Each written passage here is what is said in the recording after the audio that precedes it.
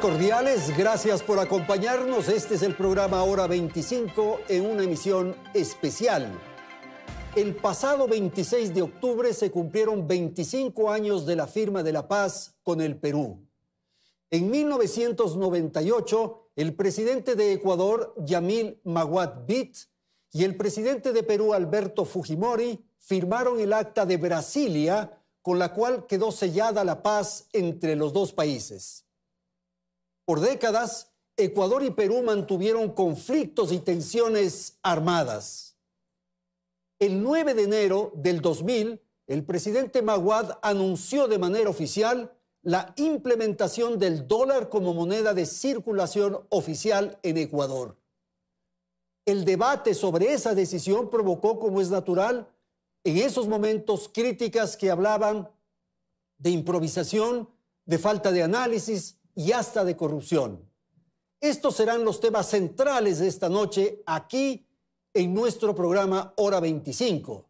Señalar que a esta hora el dólar es una de las instituciones con mejor calificación.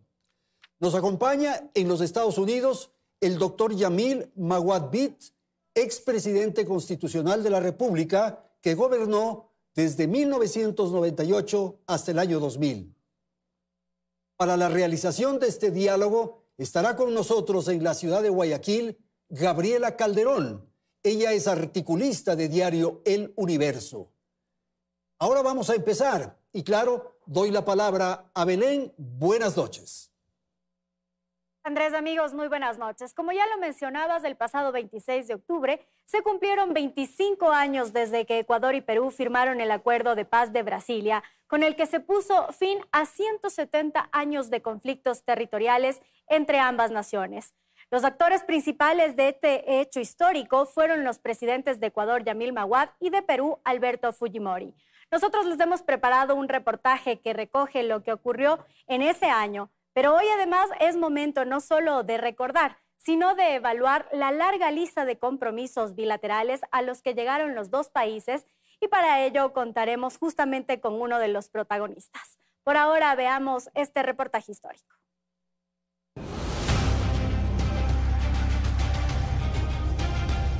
Esta imagen representó el inicio del fin. El 26 de octubre de 1998, los presidentes de Ecuador, Yamil Maguad, y de Perú, Alberto Fujimori, firmaron en Brasilia el Acta de Paz, con la cual terminaba una guerra tan antigua como la misma República. Esta firma buscaba cerrar las heridas causadas por los conflictos de 1941, cuando Perú atacó sin declaración de guerra las provincias del Oro y Loja, y recurrió a la aviación y a los tanques más modernos de la época para derrotar al ejército ecuatoriano. También al conflicto de Paquilla de 1981 y a la guerra del Cenepa de 1995, la última gran escaramuza con el Perú.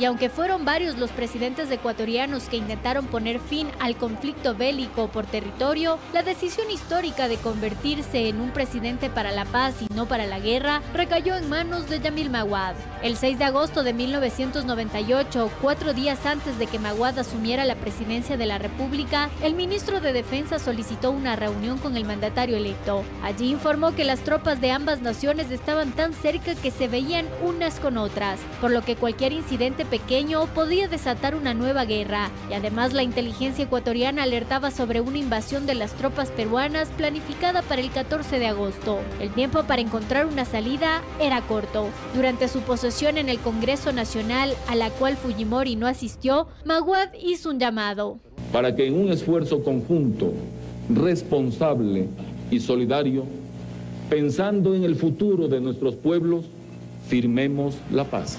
La situación fronteriza era tan dramática que se concentraron la misión de observadores militares Ecuador-Perú, MOMEP, y los países garantes, Argentina, Brasil, Chile y Estados Unidos, para aprobar una nueva zona desmilitarizada. Se consiguió desmovilizar a las tropas y la tensión en algo había pasado. Maguad y Fujimori provocaron un primer encuentro en Paraguay y luego en Panamá, pero esta vez sin cancilleres.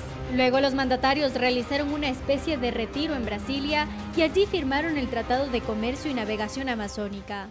Tenemos un acuerdo en ese texto y que por lo tanto podríamos decir que en ese tema también se produjo entre los dos países un punto de vista común. Pero habían temas que parecían irreconciliables, como el Tiguinza. Al estancarse otra vez las conversaciones, se pusieron en manos de los garantes, quienes definieron que la resolución a la que llegarían era de obligatorio cumplimiento. Así, los garantes dieron la razón a Perú y le concedieron la cordillera del Cóndor y el valle del Cenepa. Ecuador, en cambio, se quedó con el Tiguinza. Hemos ganado la paz, que no la teníamos. Se ha constituido una zona de 1 kilómetro por lado, de 100 hectáreas, en cuyo centro geográfico está el punto Tiguinza, la heroica Tiguinza ecuatoriana. Y esa zona de 100 hectáreas, con Tiguinza en la mitad, pasa de manera perpetua a ser propiedad del Ecuador. La paz firmada en el Palacio de Itamaraty se convirtió en la celebración más jubilosa que se había dado en las Américas en ese tiempo.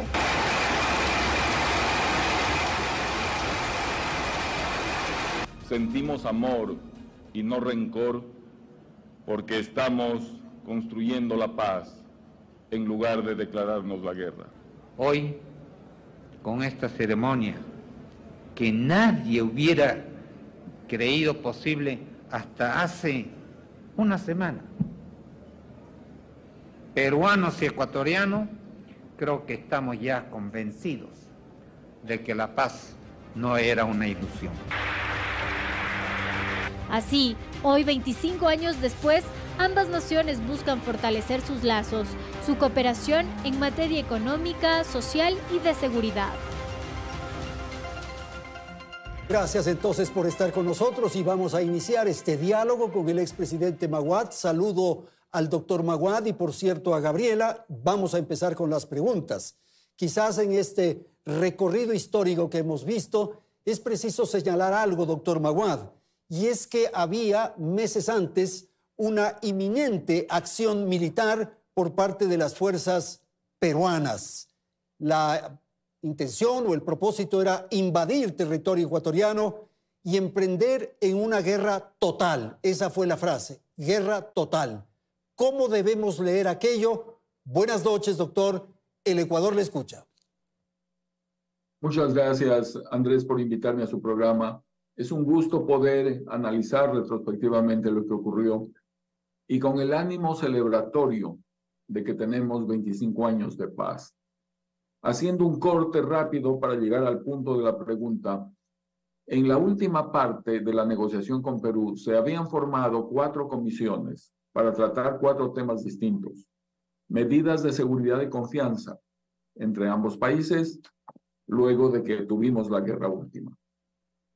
El comercio y navegación sobre el río Amazonas. Otra para proyectos binacionales, una larga lista de proyectos binacionales que iban a financiar el Banco Mundial y el BID. Y por último, la definición del tema territorial. Las 3 primeras comisiones se pusieron de acuerdo. Había prácticamente un acuerdo total, no estaba definido, pero estábamos muy cerca de eso. En la 4ª no hemos avanzado ni un centímetro.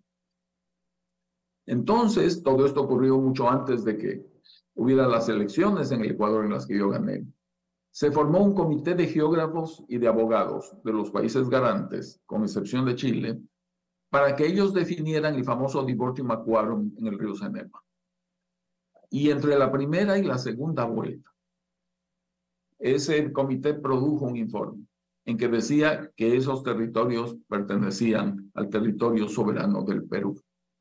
Eso fue un mazazo para las aspiraciones ecuatorianas, no solo porque definía el tema desde el punto de vista técnico y jurídico, sino porque jurídicamente no había nada más que hablar.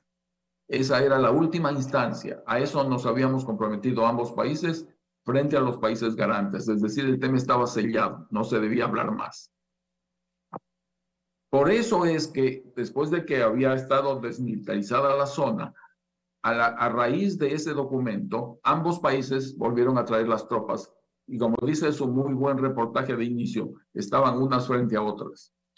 En esas condiciones, encontramos que había planes peruanos para invadir Ecuador y en esas condiciones asumí la presidencia. Entonces, por eso dice Fujimori en su intervención que pocas semanas antes no se creía que la paz era posible. Fue una situación muy tensa y ahí nos encontramos cuando empecé la presidencia. Ahora, doctor Maguad, las circunstancias internas en Ecuador, ¿en qué estado estaban? Había una serie de conflictos y una serie de momentos muy complejos. Habíamos atravesado el Niño, las condiciones económicas no eran las mejores, había una asamblea constituyente también en ese momento. Entonces, ¿qué ocurría y cuál era el escenario interno? Era una situación terriblemente difícil. Primero porque estábamos discutiendo una nueva constitución, se había aprobado y esa constitución entró en vigencia el día en que yo empecé como presidente. Segundo, porque había muchas opiniones distintas sobre qué había que hacer con el tema territorial. A un extremo, la tesis de la herida abierta, que no había que cerrar nunca la frontera, porque en algún momento la situación económica podía mejorar, podíamos comprar armas y podíamos ganar una guerra y recuperar territorios. Y en el otro extremo, gente que decía, no, tenemos que buscar una salida. Las heridas hay que tratarlas, las heridas hay que tratar de que se dejen de sangrar primero, luego que cicatricen y luego que dejen una marca de que ahí hubo un problema, pero que nos permita seguir viviendo. Y se acuñó en el país, yo creo que una frase muy feliz, antes de que yo sea presidente: paz con dignidad. Es decir, tenemos que llegar a una solución consensuada. Y animado por ese espíritu, cuando asumí la presidencia, entendí 2 o 3 cosas con mucha claridad. Primero, que las presidencias del Ecuador se parecen a una carrera de relevos. Viene un presidente, hace un pedazo, viene el siguiente, su pedazo, y así sucesivamente. A diferencia de aquellos presidentes que tienen una especie de complejo de Adán y creen que todo el mundo empieza y el primer día de la creación es el día en que ellos asumen la presidencia de la República. Yo me consideré un sucesor en esta línea de varios presidentes que venían negociando la paz. Y es más, la única opción que hubiera tenido yo era patear el tablero, decir yo era alcalde de Quito por 6 años, yo no participé en las negociaciones, desconozco lo hecho, todo lo hicieron mal, empezamos de cero. Y eso hubiera sido una catástrofe. Primero, porque los países garantes ya no estaban para volver a presenciar una guerra y volver a atender un llamamiento para volver a tratar de separar las tropas y volver a tratar de negociar. Nos dijeron con claridad, si quieren háganlo, pero no cuenten con nosotros. Hemos invertido 3 años negociando y otra vez volvemos a lo mismo. Entonces, esta carrera de postas fue muy importante. Y segundo, la idea de que la primera obligación de un presidente, Andrés, es reunir junto a sí la mayor cantidad de talento que pueda sumar. Tuve un gabinete de lujo porque basta recorrer los nombres, pero permítame en este tema referirme solo a 2 de ellos, lo que yo siempre llamo los 2 Pepes. José Ayala Lazo, Pepe Ayala como canciller, le pedí que continuara de canciller, cosa que era totalmente inusual en el Ecuador. El nuevo gobierno rompía con todo lo anterior para demostrar que no tenía nada que ver con lo anterior. Yo pensé que José Ayala había hecho un extraordinario trabajo y era quien mejor capacitado estaba para concluirlo. Y él tuvo la gentileza de continuar de canciller. Y el otro Pepe, José Gallardo Román. Pepe Gallardo había sido elegido diputado por la provincia del Oro. Yo le pedí que renunciara a su diputación y asumiera el Ministerio de Defensa. Él había sido ministro de Defensa en el gobierno de Sixto Durán Ballén. Era un hombre con una extraordinaria carrera militar, un hombre de una formación extraordinaria también, y muy leal a sus superiores y muy leal a sus subalternos.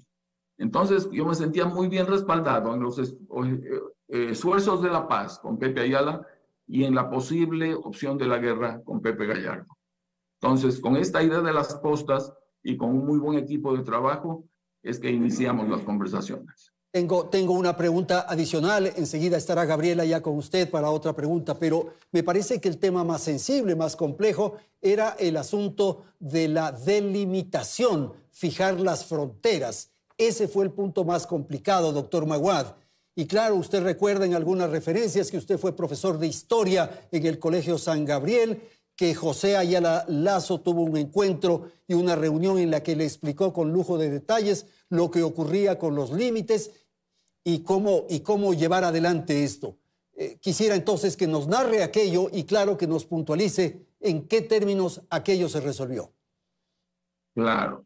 Usted imagínese el presidente de cualquier país del mundo que recibe un documento que ha sido acordado por los dos países, que le dice que ese terreno le pertenece a su país. Ese era el caso del presidente Fujimori.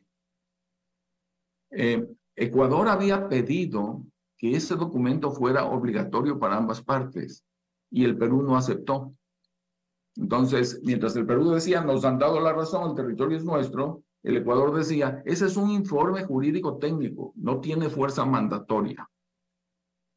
Pero la presión en Perú para que el presidente Fujimori consiguiera ese territorio, por cualquier manera, y una de las maneras era la guerra, estaba ahí presente.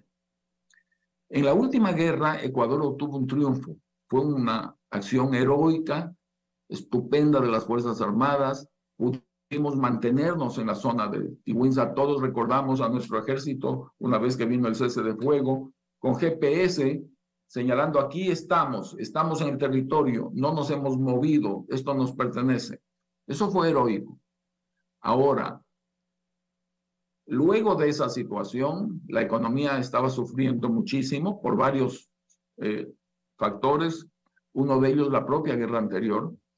Gastábamos en tiempos de paz 3.5% del PIB en compra de armamento y en tiempos de guerra nos hubiéramos ido al 5% fácilmente.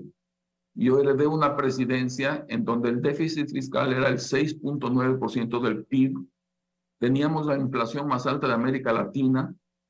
Teníamos cerrado el crédito internacional porque éramos el país más endeudado en proporción al Producto Interno Bruto del Ecuador.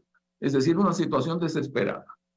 Si en esas condiciones entrábamos a una nueva guerra, era muy difícil poder resistir la presión peruana, que había comprado armamento en los últimos años precisamente para recuperar la imagen que había perdido en la última guerra.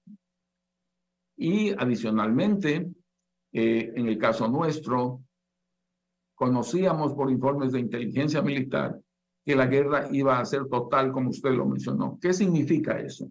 No que iba a haber un bombardeo generalizado del país, de ninguna manera, pero que no se iba a pelear solamente en la zona de Tiwinza, sino que podían movilizar tropas a la frontera sur, la zona de El Oro y Loja, que podían bloquear los puertos, no atacarlos, pero bloquearlos, Guayaquil, Esmeraldas, y en ese momento que no exportábamos porque el niño nos había destrozado la agricultura, imagínense que además nos bloquearan las exportaciones de petróleo. O sea, las circunstancias eran terribles. Y por eso definimos como un objetivo nacional prioritario el evitar la guerra y, si fuera posible, parecía un sueño inalcanzable, firmar una paz definitiva, pero por lo menos evitar la guerra. Y un gobierno tiene que hacer eso, Andrés, porque cuando todo es prioritario, nada es prioritario. Un gobierno tiene que definir cuál es el principal problema que quiere atacar. Y para nosotros fue ese, porque era la principal medida económica. Si evitábamos la guerra, no teníamos que gastar en armas y eso valía más que cualquier incremento del IVA. Era una gran ventaja. Y además por razones éticas, razones morales, razones sociales, etc. Nos concentramos en eso. Fueron 10 semanas, 77 días. Tuvimos 10 reuniones con el presidente Fujimori, diferentes, en varios países de América Latina, en un país de Europa, en Portugal, y al final logramos pedirles a los garantes que dejaran de ser garantes de un protocolo y se convirtieran en árbitros de un conflicto. Ese es un cambio jurídico bien importante. Y ellos tuvieron la sensibilidad de aceptarlo, y entonces los congresos de ambos países votaron para aceptar como definitoria la decisión de los garantes. Ellos presentaron su decisión un día viernes y el día lunes, a los 3 días, ya estábamos en Brasilia para firmar el acuerdo. Lo hicimos muy rápidamente. Yo quiero, para cerrar esta pregunta, destacar que esta fue una negociación que en el campo presidencial la manejamos el presidente Fujimori y yo, pero también hablaban los cancilleres, todas las cancillerías, los embajadores, hablaban la prensa jugó un papel fundamental. Había reuniones de directores de medios de comunicación en Perú y en Ecuador. Hablaban los obispos, las iglesias, los intelectuales, los cantautores, movimientos y organizaciones sociales. Es decir, a todos los niveles se venía conversando. Nuestras hijas, Keiko Fujimori y Paola Mauad, tenían a su vez un contacto entre ellas. Ambas estaban saliendo de su adolescencia. La una tenía 19 años, la otra tenía 20 años. Entonces, fue un empeño nacional y por eso es que no se convirtió en un papel firmado más, sino que fue un motivo de vida y de celebración para los ecuatorianos. El día en que el Congreso ecuatoriano debía votar, obviamente los legisladores estaban nerviosos de tomar una decisión así. Cualquiera lo hubiera estado. Lo que se jugaba era demasiado importante. Y recuerdo que los artistas fueron convocados, ahí jugó un rol importantísimo Ricardo Perotti, y durante 2 días, 24 horas al día, vinieron conjuntos y hasta la Orquesta Sinfónica Nacional apareció.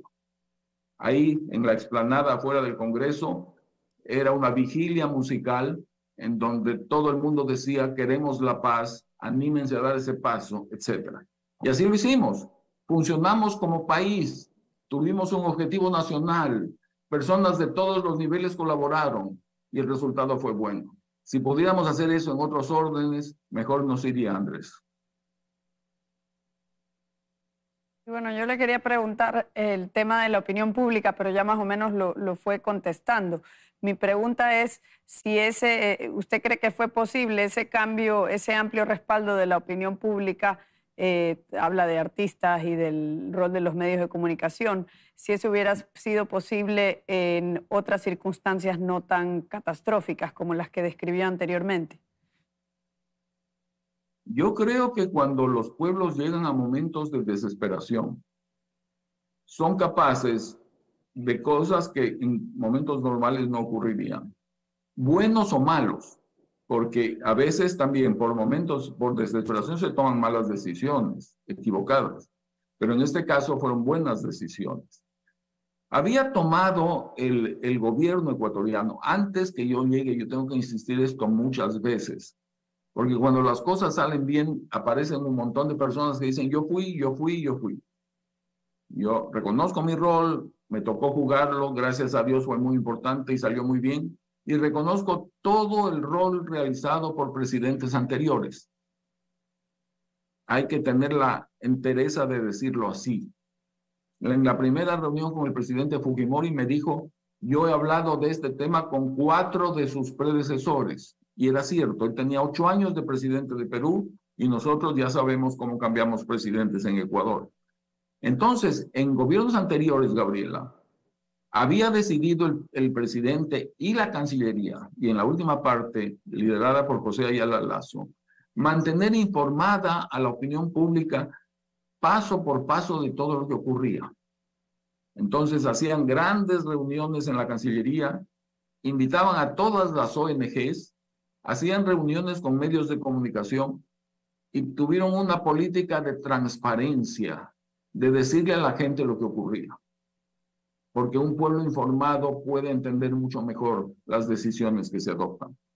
Y la comunicación jugó un rol clave. Siempre sostengo que hay 4 herramientas fundamentales para gobernar. Uno es un sistema de toma de decisiones. ¿Cómo, con qué argumentos vamos a persuadir, por ejemplo, al presidente o al ministro a que tome la decisión A o la decisión B? ¿Cuál es la lógica que esa persona tiene para resolver la mejor opción? La segunda es un sistema de comunicación excelente. La tercera son habilidades de negociación, porque tratar de resolver los problemas como el llanero solitario está bien para las tiras cómicas. El mundo moderno necesita grupos, necesita equipos de trabajo que puedan negociar dentro del grupo y también afuera. Y la cuarta atributo, la cuarta necesidad es un liderazgo claro. Y en el caso de La Paz, creo que las 4 cosas funcionaron. La última pregunta, rápidamente, doctor, tenemos que ir a un corte. ¿Usted en algún momento pensaba que la historia lo podía juzgar como traidor a la patria? Siempre es posible todo, Andrés. No hay manera de que uno pueda blindarse contra eso. Gracias a Dios, a nadie se le ha ocurrido formular esa acusación. Pero en el campo de las posibilidades, sobre todo en el momento de tomar una decisión, siempre es posible. ¿Qué vuelve crítico? Y con esto cierro para poder entrar al corte. Usted está viviendo una crisis, un país está viviendo una crisis. Pero ¿qué vuelve a la crisis totalmente difícil? ¿Cuándo llega usted al pico de una crisis? Cuando se juntan 3 cosas. Primero, lo que se juega es enorme. Imagínense, entre la guerra y la paz, la vida y la muerte, el destino histórico del país. Entonces, lo que se juega es enorme. Segundo, tiene que actuar en base a la información que posee. Esa información puede ser completa, precisa, etcétera. Pero a veces puede ser incompleta, puede ser parcializada, puede ser no exacta, pero tiene que decidir con la información que tiene. Y la tercera, el sentido de urgencia, Andrés. Si sabe usted que lo van a invadir en 4 días, tiene que actuar ya, con la información que tiene y sabiendo lo que se juega. Y por supuesto, el riesgo de equivocarse siempre es muy alto. Gracias. Estamos conversando con el expresidente de la República, doctor Yamil Maguad Bid, para tratar el tema de la paz con el Perú en este primer segmento. Hacemos un corte y entramos a la segunda parte, la dolarización. En un momento retornamos. Continuamos con más, amigos. Entre 1998 y 1999, el Ecuador vivió una de las peores crisis económicas, sociales y políticas de su historia. En ese contexto, la devaluación de la moneda y la hiperinflación casi llevan al país a convertirse en un estado fallido. A eso sumemos una extrema liberalización financiera que condujo a la especulación y posteriormente a una crisis de las entidades bancarias. Con todos estos elementos, en enero del 2000, el presidente de ese entonces, Yamil Maguad, tomó una decisión histórica: dolarizar el país. Desde hace 23 años, Ecuador es el único país dolarizado en Sudamérica y hoy el 90% de la gente defiende esta moneda. ¿Por qué hoy se puede hablar de estabilidad? Sin embargo, no podemos olvidar que esa decisión tuvo un proceso previo traumático y doloroso para muchos ecuatorianos. Veamos nuevamente un reportaje que recoge los hechos.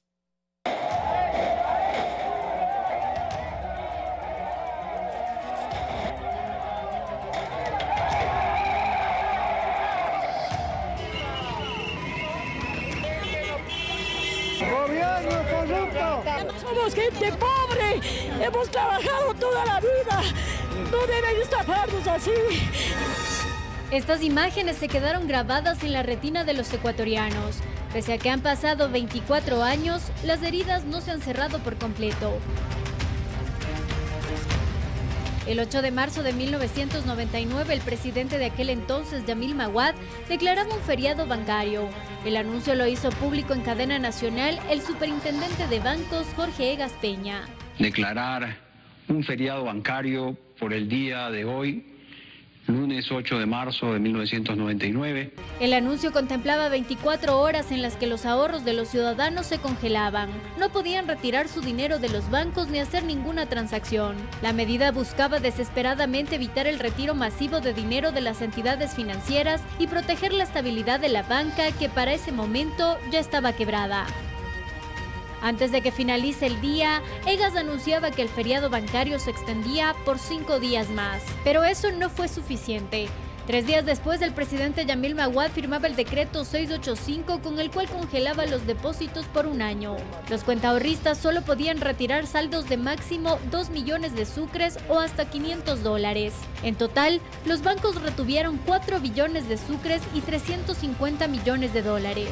Esta acción congeló los depósitos de más de 1 millón de personas, entre ellos jubilados, quienes depositaron los recursos de sus cesantías en los bancos para ganar intereses y terminaron terminaron sin volver a ver su dinero. Tras el anuncio, docentes, choferes, trabajadores, organizaciones indígenas y sociales intensificaron las protestas en las calles. Las organizaciones ya venían inconformes por la devaluación de la moneda que se aceleró en 1999, ya que el Banco Central emitía dinero en forma excesiva, depreciando el valor del sucre para cubrir los gastos públicos y salvar a los bancos ya en crisis. Estos hechos se convirtieron en la mayor crisis económica en la historia del país y marcaron la vida de muchos ecuatorianos. Desesperanza, muerte, migración, una ola de dolor y pobreza azotó al país. Frente a este escenario, el 9 de enero del 2000, el presidente Maguad decidió hacer un nuevo anuncio. He llegado a la conclusión de que el sistema de dolarización es un sistema conveniente y necesario para el Ecuador. Es la salida que ahora tenemos, es el camino por donde debemos transitar. Las consecuencias inmediatas fueron devastadoras para muchos.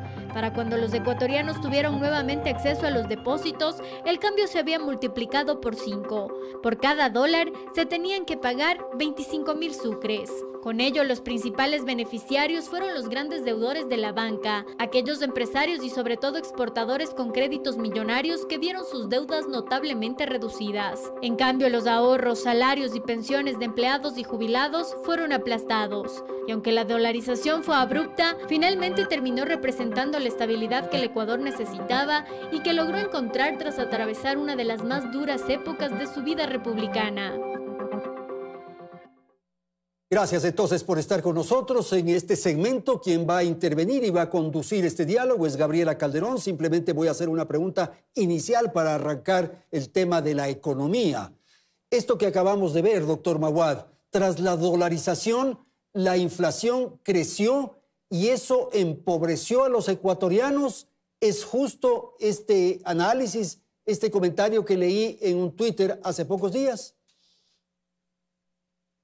Bueno, en todo cambio como el que implica una dolarización, hay una inflación inicial por la suma de 3 cosas en el caso de Ecuador. Primero, porque venía una inflación reprimida, es lo que está pasando ahora en Argentina.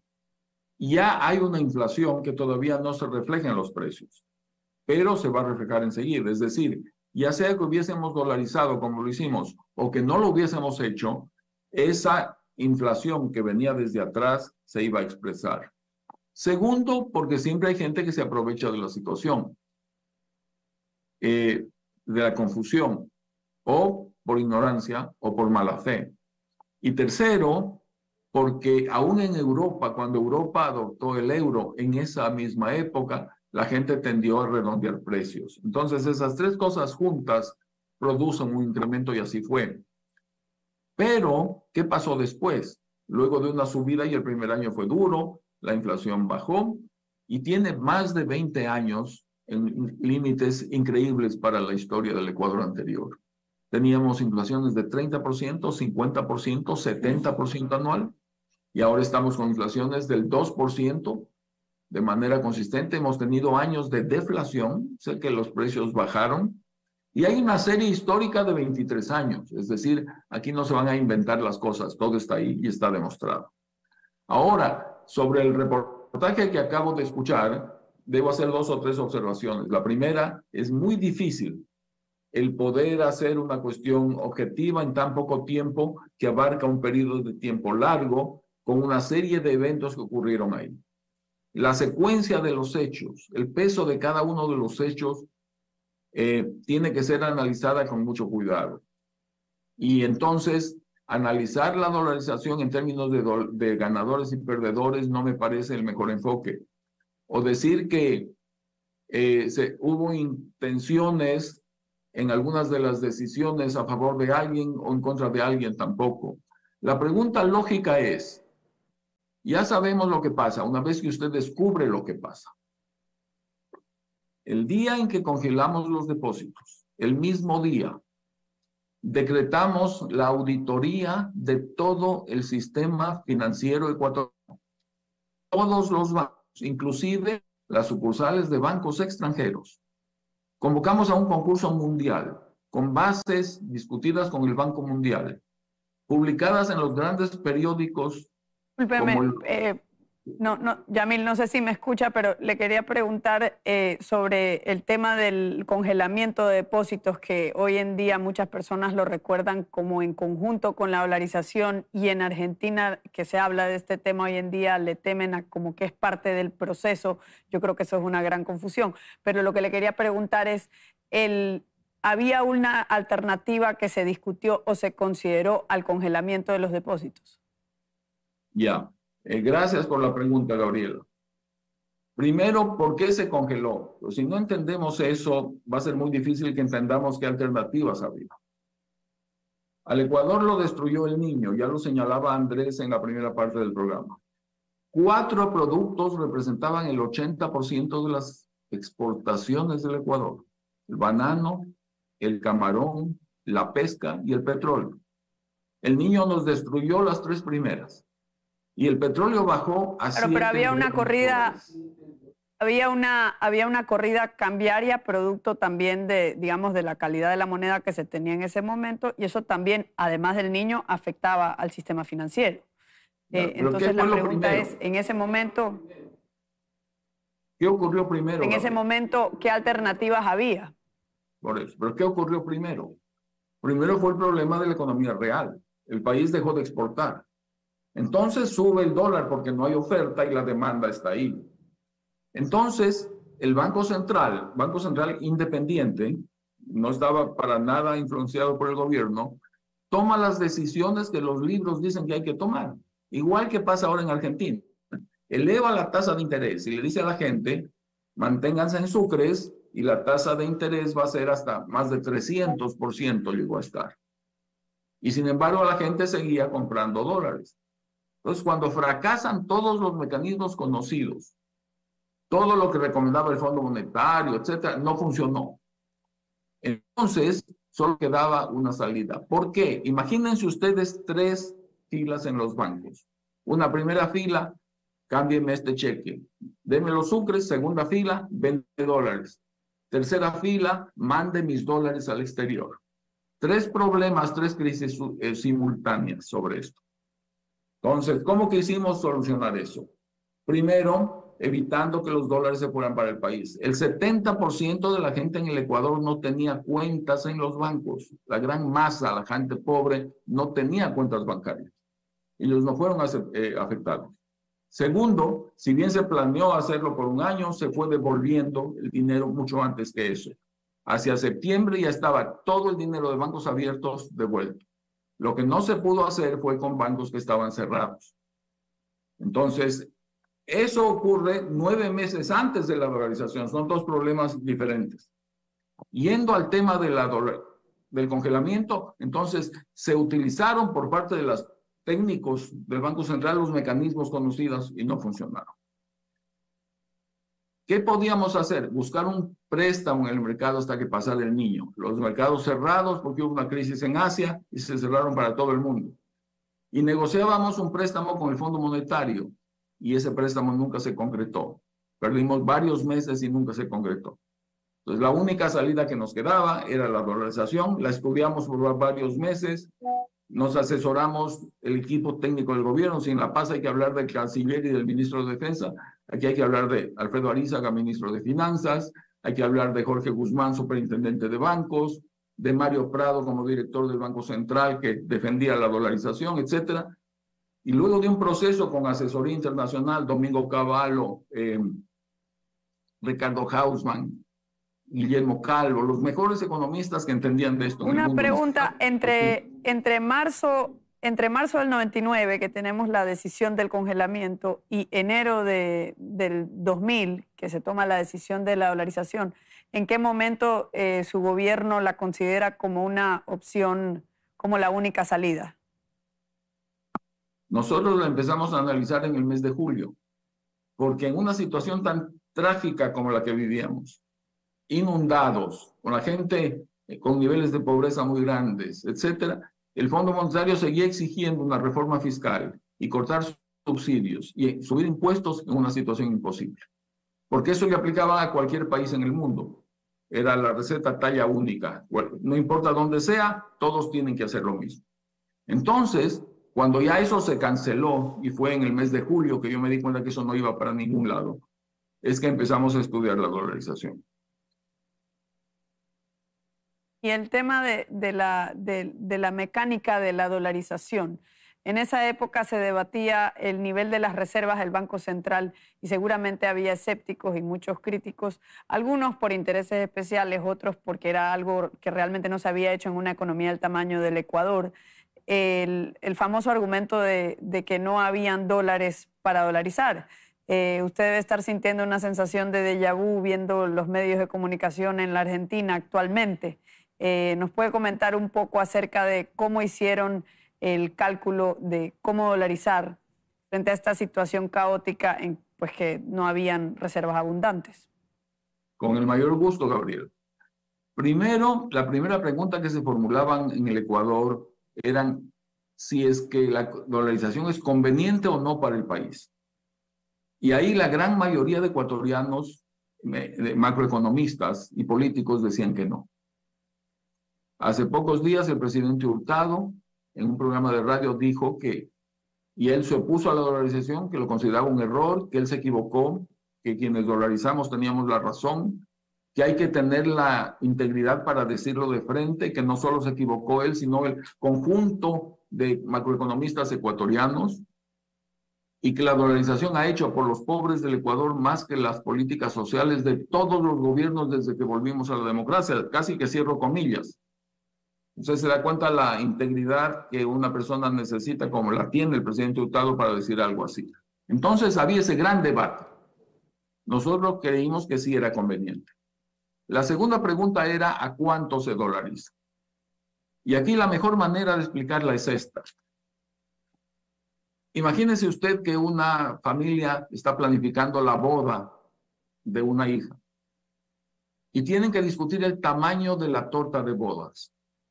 Entonces han invitado a 200 personas, y dice el papá, necesitamos un pedazo de torta multiplicado por 200 que van a venir. Pero la mamá dice, yo he hablado con los que organizan bodas y dicen que normalmente vienen el 80%. Por lo tanto, no hacen falta para 200, sino 80% de 200, 160 personas. Y luego viene la hija, dice, pero sí, pero en nuestra lista de invitados hay mucha gente y parientes que viven afuera, no van a venir. Y no van a venir el 80%, sino el 60%. Por lo tanto, 60% de 200 son 120, necesitamos torta para 120. Y entonces la gente dice, los que suponen que vienen 200, dicen necesitamos este número de dólares. Los de 160 dicen hacen falta menos, y los de 120 todavía menos. Usted nunca puede saber, Gabriela, quién tiene la razón, sino cuando llega el día de la boda y usted cuenta las cabezas de los que efectivamente vinieron. ¿Cómo se aplica eso al caso de la dolarización ecuatoriana? Había personas que decían, para dolarizar hacen falta cubrir todos los pasivos. No voy a entrar en temas técnicos en este momento, no hay el tiempo, y hay personas que lo harían mucho más. Se disparaba el tipo de cambio.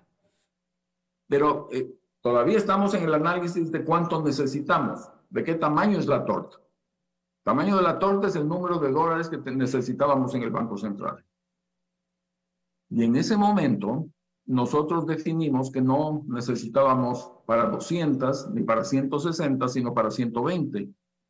Y por eso nuestro cálculo fue que necesitábamos menos dólares y que por lo tanto el precio de dolarizar podía ser 25.000 sucres y no 30.000 o 40.000 sucres, como por ejemplo recomendaron informes del propio Banco Central.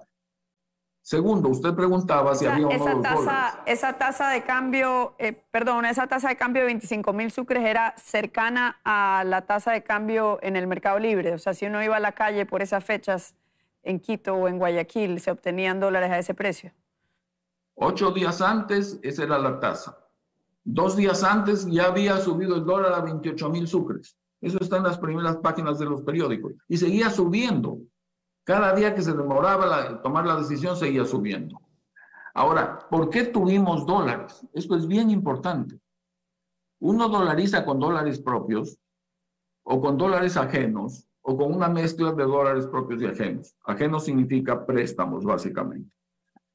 Como el Ecuador había hecho el default de la deuda externa, el dinero que habíamos acumulado para pagar la deuda estaba ahí. no fue suficiente para pagar la cuota, pero estaba ahí. Y segundo, como fue un año tan malo, porque cayó la economía, cayó el Producto Interno Bruto, se cayeron las importaciones. Y entonces había un remanente de dólares que no habíamos usado para importar. Y con esa caja de ese momento pudimos dolarizar. Dicho de otra manera, si nos demorábamos, digamos, 6, 8 meses más, se reabrían las importaciones, perdíamos esa plata, etcétera, etcétera. Entonces, tuvimos los recursos propios, nadie nos daba $1, no podíamos hacer como trata de hacer ahora Argentina, de conseguir préstamos de afuera para con eso dolarizar, no era posible. Y salió bien el cálculo. Al final, ¿qué ocurrió? Cuando se cambió el último dólar, cuando la última persona vino y trajo los sucres y dijo, a ver, aquí están mis sucres, denme dólares, quedaban en el Banco Central $11 millones. Es decir, ya era el conchito de lo que había. Si hubiéramos dolarizado a menos, no nos alcanzaban los dólares. Contadas las cabezas después de la fiesta, sabiendo cuántos vinieron, fue la decisión exacta para lo que necesitamos hacer. Doctor Maguad, asimismo una respuesta rápida sobre un tema que es preciso que lo explique al país. Estamos dolarizados, pero hay unas moneditas en sucres que quedaron. ¿Por qué se estableció eso? ¿Por qué se quedaron esas monedas con el valor sucre, digamos? Como teníamos tanta gente en contra de la dolarización, teníamos mucho recelo de que alguien vaya, y sigue ocurriendo hasta ahora, donde un juez en el país y diga la Constitución dice que la moneda nacional es el sucre y por lo tanto la decisión de dolarizar es inconstitucional. Y que alguien pare la dolarización en base a la constitucionalidad de la medida. Ese era un riesgo enorme porque los enemigos de la dolarización eran súper poderosos política y económicamente.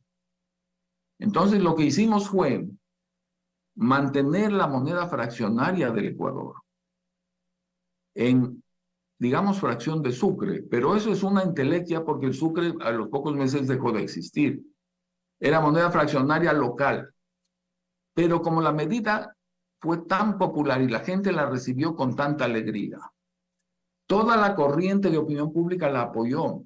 Y entonces a la gente, a los enemigos, no se les ocurrió ir a tratar de pararla porque era enfrentarse contra la población. Por eso mantuvimos las monedas, Andrés. Ok, gracias doctor, gracias Gabriela. Vamos a hacer una pausa, tenemos un segmento adicional, más corto por cierto, y vamos a tratar otros aspectos ahora mismo aquí en Hora 25 con el expresidente de Ecuador, Yamil Maguad Bit. Ya retornamos.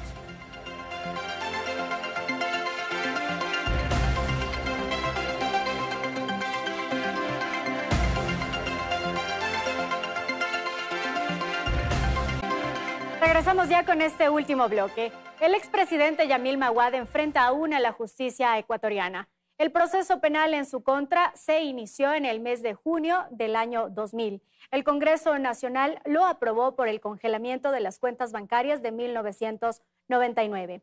En 2013, la Fiscalía aseguró que se demostró la conexión entre Maguad y los representantes de la banca, a quienes habría protegido con el decreto 685, con el que ordenó el congelamiento de los depósitos, a lo que se conoció como feriado bancario. En 2014 se dictó una primera sentencia con la que se lo condenó a 12 años de cárcel por peculado. En el año 2017, un tribunal de apelación de la Corte Nacional redujo la pena a 8 años. Y en 2020, esa sentencia fue ratificada tras la audiencia de casación. En este caso, la pena no caduca, pues en 1998 hubo una reforma en la Constitución en la que se estableció por primera vez la imprescriptibilidad de las penas en delitos relacionados con corrupción, entre ellos el peculado. La crisis económica del 99 más la decisión de dolarizar al país lo llevaron al autoexilio. Continuamos con ustedes. Gracias, doctor Maguad. ¿Cuál es su estatus jurídico? Ahora hemos hecho referencia a ciertos episodios de la situación judicial por la que usted atraviesa. Pero al momento, ¿cuál es su estatus jurídico, por favor? Bueno, antes que eso, Andrés, yo le felicité por el resumen del tema de la paz. Manifesté unas discrepancias en el caso del resumen sobre el tema de la dolarización. Y hay que corregir errores graves en este resumen sobre el tema jurídico. Lamento tener que hacerlo, pero es importante, y usted y yo estaremos de acuerdo en que es importante precisar lo que ocurrió primero. Uno, jamás el Congreso Nacional autorizó mi enjuiciamiento, como se acaba de decir. Eso no se dio. Más bien un argumento de la defensa mía fue que procedieron sin autorización del Congreso. Segundo, el juicio se inicia y la acusación, cualquier persona que oye peculado se imagina que alguien se robó plata. Tengo 23 años afuera. Nadie ha encontrado una cuenta corriente con un depósito de 1 centavo en beneficio mío o de algún familiar o alguien cercano. De tal manera que fue una acusación política, se ha mantenido como acusación política sin una sola prueba. Por eso, y esto falta en el resumen que escuchamos, en el año 2006, la Corte Suprema de Justicia señaló que el peculado solo puede haber en un acto administrativo, donde una persona compra o vende, recibe una coima. Está plagado el Ecuador de eso, con una serie de juicios a un montón de exfuncionarios con pruebas demostradas, que no hay ni una en mi caso. Y la Corte dijo, quien firma un decreto ejecutivo toma una decisión de política pública y le afecta a todo el mundo. Y eso no puede ser por concepto un tema de peculado. No se comete peculado por un acto legislativo, sino por un acto administrativo. Entonces no hay delito y como no hay ninguna prueba, no hay ningún delincuente. Y entonces la Corte Suprema sobreseyó el caso. En el caso mío, provisionalmente. Y ahí ganó la presidencia de la República, Correa, que había hecho su campaña diciendo que a mí me pondría preso. Tenía un muñequito con mi cabeza detrás de unos barrotes y era parte de su campaña política. Ya sabemos, modificó las cortes, nominó a los jueces y entonces ordenó que me sentenciaran. Y eso se cumplió paso a paso durante muchos años. Perón decía, citando a Mao Zedong, hay una cosa en la que uno no debe equivocarse. Uno tiene que definir quiénes son los amigos y quiénes son los enemigos. Y él añadía, para los amigos, todo. Para los enemigos, ni justicia. Y esta es la filosofía que siguió Correa. A los enemigos, ni justicia. Fíjese que cuando él, después de conseguir que me sentencien y todo el mundo le cumplía lo que él pedía, me ponen 12 años de pena cuando la máxima en la ley es de 8 años. O sea, el odio llegó a tal punto que se extralimitaron hasta en el límite legal. Correa graba una, ya no sabatina, pero desde el ático allá en Bélgica, y dice, yo nunca he perseguido a un inocente, y en el caso de Yamil Maguad, yo creo que cometió muchos errores como presidente, pero a mí no me consta que él se enriqueció de la presidencia.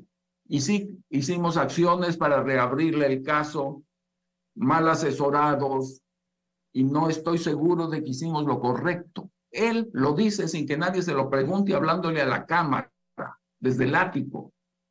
Sin embargo, los jueces que puso Correa seguían ahí, nadie cambió ninguna decisión. Yo lo que he hecho es apelar ante la Corte Constitucional, un proceso que en 23 años no está cerrado, sin duda viola el derecho humano al debido proceso, para señalar solo uno, y ahí estamos. Vamos a ver qué es lo que ocurre en el futuro. Si la situación legal cambiara, ¿usted quisiera regresar al Ecuador? Yo creo que el 99.9% de los ecuatorianos que se sientan perseguidos injustamente y que extrañan a su país responderían que sí, Gabriela. Yo me incluyo en ese 99.9%. Por supuesto, la patria es la patria, nada que exista puede compararse a eso, y sobre todo cuando uno está afuera por una razón de injusticia, es todavía más doloroso. Un amigo me decía aquí en la Universidad de Harvard, cuando yo les pregunto a los ecuatorianos cuál es la decisión de política económica más importante en los últimos 70 años, me dicen que la dolarización. Y la decisión de política internacional más importante me dicen que es la paz con el Perú. Y de política social me dicen que hay un bono que se ha llamado de desarrollo solidario, etcétera, que hace transferencias directas en dinero a las personas más pobres del país. Y cuando pregunto quién ha hecho eso, me dicen que todo eso lo hiciste tú en 1 año y medio de gobierno. Y también me dicen que no puedes volver al país. Es decir, ¿cómo una persona a quien le atribuyen estas cosas buenas no puede regresar al Ecuador? Y explicar eso es prácticamente imposible afuera. Vamos a terminar y la línea de lo que decía Gabriela. Siempre lo molesto con esto y sé terminar los programas con este tema más coloquial. ¿Usted prefiere la cecina lojana o el tamal lojano, doctor? Bueno, siempre he tratado de tener los dos. Y si hubiera sabido que iba a estar tantos años sin poderlos probar, hubiera comido todavía más. Pero aprovecho esta última parte, Andrés, y qué bueno que terminemos con una sonrisa, porque no hay que perder el ánimo celebratorio. Son 25 años de la paz, en un mes son 24 años de la dolarización, y las buenas noticias hay que festejarlas. Déjenme solo citar un párrafo que se lo atribuyen a Frida Kahlo y que me parece muy decidor para personas que ya vamos llegando a estas etapas de la vida. Ella dice: madurar consiste en aprender a extrañar en silencio, a recordar sin rencores, a olvidar despacito y a querer bonito. Con esa actitud trato de vivir la vida y aquí me tienen ustedes siempre a sus órdenes. Muchísimas gracias al doctor Yamil Maguad, que nos ha atendido para este programa especial de Hora 25 en los Estados Unidos. Gracias también a Gabriela Calderón, que ha estado en Guayaquil y que nos ha acompañado en la formulación de las preguntas. Gracias a la audiencia. Felicidades, Ecuador.